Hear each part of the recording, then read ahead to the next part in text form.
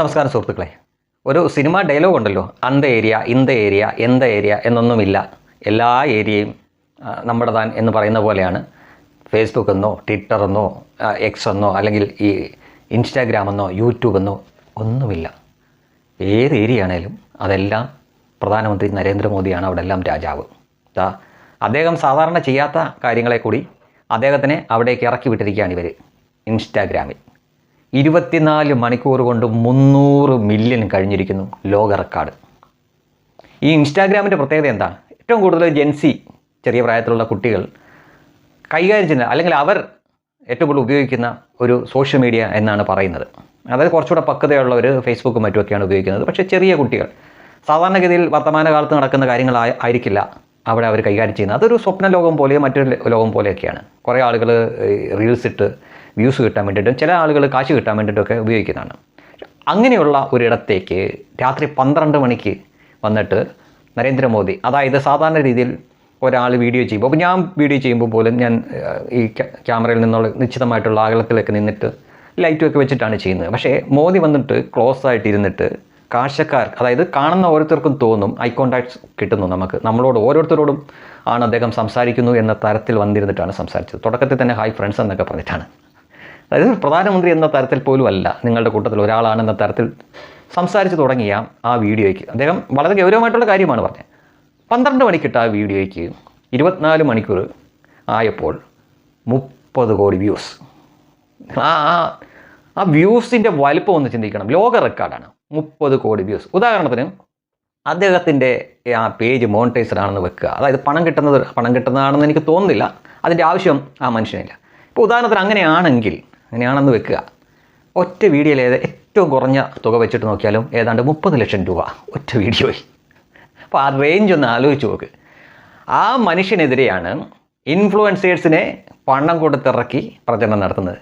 ഇടേ മണ്ടന്മാരെ, ലോകത്തിലെ ഏറ്റവും വലിയ ഇൻഫ്ലുവൻസർ അദ്ദേഹം തന്നെയാണ്. അതിനുശേഷമേ നീയൊക്കെ വരൂ. അത് ഫേസ്ബുക്ക് ആവട്ടെ, എവിടെയാവട്ടെ.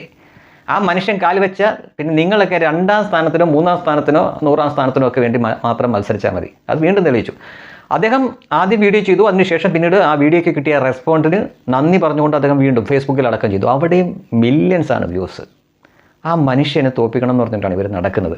ജെൻസിയൊക്കെ അദ്ദേഹത്തിന് എതിരാണത്രേ. ഏത് ജെൻസി? അതല്ല ഞാൻ ആദ്യമേ പറഞ്ഞത്, അന്ത ഏരിയ ഇന്ത ഏരിയ എന്നൊന്നുമില്ല, എല്ലാ ഏരിയയും തലവരുടെയാണ്. അവിടേക്ക് കൂടി അദ്ദേഹത്തിനെ ഇപ്പോൾ അവിടുത്തെ സ്വാധീനം കൂടി അദ്ദേഹത്തിൻ്റെ കീഴിലായിരിക്കുകയാണ്. വല്ല കാര്യമുണ്ടോ? ജെൻസി എന്നൊക്കെ പറയുമ്പോൾ നിങ്ങൾ ഈ പറയുന്ന പോലെ 17 മുതൽ 24 വയസ്സ് വരെ, അല്ലെങ്കിൽ അതിൻ്റെ 14 മുതൽ 22 വയസ്സ് വരെ എന്നൊക്കെ പറയുമ്പോഴും ഇനി അടുത്ത വോട്ട് ചെയ്യാൻ പോകുന്ന തലമുറയെ കൂടി അദ്ദേഹത്തിൻ്റെ ആരാധകരാക്കി എന്ന് വേണം പറയാൻ. ഇതിൻ്റെ വല്ല ആവശ്യം ഉണ്ടായിരുന്നോ? ഇത്രയും ആളുകൾ ആ മനുഷ്യനെ കാണുന്നു, കേൾക്കുന്നു. ആ മനുഷ്യനോടാണ് ഇവന്മാർ പറയുന്നത്, കോലും പിടിച്ച് മൈക്കും പിടിച്ചിരിക്കുന്ന മാധ്യമങ്ങളെ എന്തുകൊണ്ട് കാണുന്നില്ലെന്ന്. എന്തിന് കാണണം? നമുക്ക് വേണ്ടിയിട്ട് നമ്മൾ ആഗ്രഹിക്കുന്ന ചോദ്യങ്ങളാണോ ഈ മുഖ്യധാര മാപ്രകൾ ചോദിക്കുന്നത്? അല്ല, അവരുടെ എഡിറ്റോറിയൽ പോളിസി വെച്ചിട്ടുള്ള ചോദ്യങ്ങളാണ് അവർ ചോദിക്കുന്നത്. അത്തരം ചോദ്യങ്ങൾക്ക് മുമ്പിൽ പ്രധാനമന്ത്രി നരേന്ദ്രമോദി എന്തിനിരുന്നു കൊടുക്കണം? ഇപ്പോൾ അദ്ദേഹത്തിനോട് ഒരു കാര്യം ആവശ്യപ്പെടാൻ, ചോദിക്കാൻ, അതിന് വേറെ മാർഗമുണ്ട്. PM ബോർഡ് ഓഫീസിലേക്ക് നിങ്ങളൊരു മെയിൽ അയച്ചാൽ നിങ്ങൾക്ക് അതിന് മറുപടി കിട്ടിയിരിക്കും. ഉറപ്പ്. പരിശോധിച്ച് നോക്കൂ, അല്ലെങ്കിൽ പരീക്ഷിച്ച് നോക്കിയോ, കിട്ടിയിരിക്കും.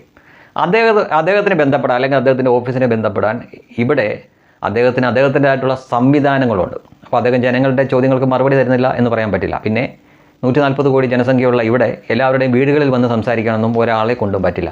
അപ്പോൾ നിലവിലുള്ളതിൽ ഏറ്റവും മികച്ച മാധ്യമം ഉപയോഗിക്കും. നിലവിലുള്ളതിൽ ഏറ്റവും മികച്ച മാധ്യമം സോഷ്യൽ മീഡിയയാണ്.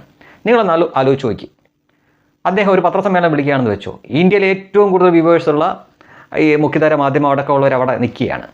അതിലൂടെ അവർ എങ്ങനെയൊക്കെ പരസ്യം കൊടുത്ത് ചെയ്താലും അവർക്ക് ഒരിക്കലും 30 കോടി വ്യൂസ് കിട്ടില്ല. ഉറപ്പ്. അത്രയ്ക്കും പോവില്ല. അതൊരു ചാനലും പോവില്ല. അപ്പോൾ പിന്നെ ഈ 30 കോടിയോളം വ്യൂസ് കിട്ടാൻ എന്താ ചെയ്യേണ്ടത്? സോഷ്യൽ മീഡിയ ഉപയോഗിക്കണം. സോഷ്യൽ മീഡിയയുടെ തുടക്ക സമയം മുതൽ അത് വളരെ കൃത്യമായിട്ട് ഭംഗിയായിട്ട് ഉപയോഗിക്കും. എങ്ങനെ വിനിയോഗിക്കണം എന്നറിയാവുന്ന ഒരു വ്യക്തിയാണ് നരേന്ദ്രമോദി. ആ മനുഷ്യനെ പോയിട്ടാണ് ഇവന്മാർ.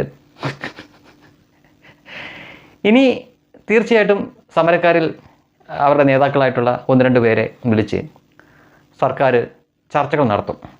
അവർക്ക് ചെയ്യാൻ പറ്റുന്ന കാര്യമാണ് ചെയ്തു കൊടുക്കും. അല്ലെങ്കിൽ പറ്റില്ല എന്ന് തന്നെ പറയും. അല്ലാതെ ഇവിടുത്തെ നമ്മൾ ഈ പോക്കി സതീശനെ പോലെ തെരഞ്ഞെടുപ്പിന് കയറുന്നതിന് മുമ്പേ ഒരു വാഗ്ദാനം കൊടുക്കുക, അതിനുശേഷം അത് ഞാനങ്ങനെ പറഞ്ഞിട്ടില്ല, അതല്ല ഞാൻ ഉദ്ദേശിച്ചെന്ന് പറയുക. ഇത്തരം ഗിമ്മിക്സുകളൊന്നുമില്ല. ധർമ്മേന്ദ്ര പ്രധാനം രാജിവെക്കാൻ പറ്റില്ല, അല്ലെങ്കിൽ അത് പറ്റില്ല, നിങ്ങൾ വേറെ എന്തെങ്കിലും പറയുമെന്ന് പറഞ്ഞ് അങ്ങനെ പോകൂ. അല്ലാതെ അവരുടെ ആവശ്യത്തിന് വഴങ്ങി അയാളെ രാജിവെപ്പിക്കാനൊന്നും പോവില്ല. അതിന് ആയിരുന്നെങ്കിൽ ഇതിന് നേരത്തെ ആവാമായിരുന്നു.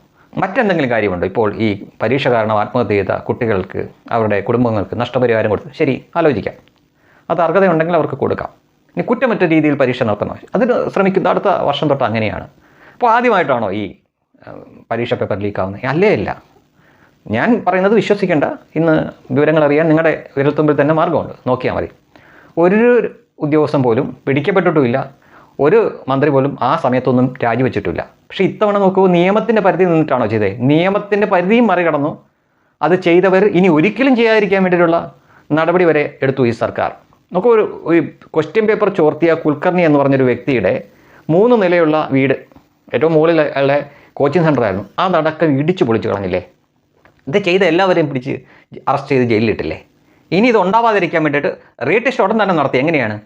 വ്യോമസേനയുടെ വരെ സഹായത്തോടു കൂടിയാണ് ടെസ്റ്റ് നടത്തിയത്. ആ ടെസ്റ്റ് എഴുതി റിസൾട്ട് വന്നു, കുട്ടികൾ അടുത്ത ഘട്ടത്തിലേക്ക് കടക്കാൻ പ്രവേശിച്ചുകൊണ്ടിരിക്കുന്നത്. അപ്പോഴാണ് ഇവർ ഈ ഒരു രാജ്യത്ത് നടക്കാൻ സാധ്യതയില്ലാത്ത ഡിമാൻഡുമായിട്ട് വരുന്നത്. ഇങ്ങനെ എത്ര സംസ്ഥാനങ്ങൾ ഇതുപോലുള്ള കാര്യങ്ങൾ നടന്നിട്ടുണ്ട്. ഇവിടെ തന്നെ ഇപ്പോഴും PSC തട്ടി വാർത്തയല്ലേ? ഇതിൻ്റെ പേരിൽ ആരാണ് ഇവിടെ രാജിവെച്ചിട്ടുള്ളത്?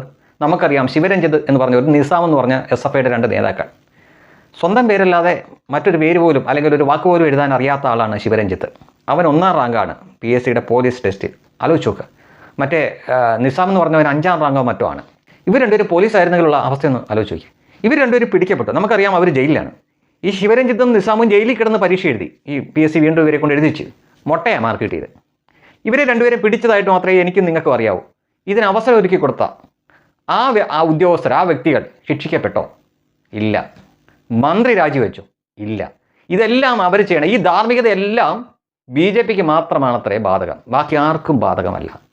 അതൊക്കെ എവിടുത്തെ ന്യായമാണ്? ചെയ്യാവുന്ന എല്ലാം അവർ ചെയ്തിട്ടുണ്ട്. അത് വളരെ വ്യക്തമായിട്ട് ജെൻസികളോട് പറഞ്ഞു. ഇന്ന് ലോകത്ത് ജെൻസി ആവട്ടെ, ഇനി ഏത് ആവട്ടെ, അവരെല്ലാം സ്വാധീനിക്കാൻ പറ്റുന്ന നേതാവാണ് നരേന്ദ്രമോദി. നിലവിൽ അദ്ദേഹത്തിന് എതിരാളിയായിട്ട് ഈ രാജ്യത്ത് ആണായിട്ടോ പെണ്ണായിട്ടോ പിറന്ന ആരുമില്ല എന്നതാണ് യാഥാർത്ഥ്യം. ഇത് മനസ്സിലാക്കാതെ 2014, 2019 വരെയുള്ള സമയത്ത് ഈ എതിരാളികൾ നടത്തിയ സമര, പ്രഹസന, കലാപ ആഹ്വാനങ്ങളും മറ്റും ഇപ്പോഴും ആവർത്തിക്കാനാണ് അവരുടെ ഉദ്ദേശമെങ്കിൽ നിങ്ങൾ വീണ്ടും വീണ്ടും വീണ്ടും തോറ്റുപോകുകയുള്ളൂ. ആ മനുഷ്യനെ തോൽപ്പിക്കാൻ നിങ്ങളെ കൊണ്ട് പറ്റില്ല.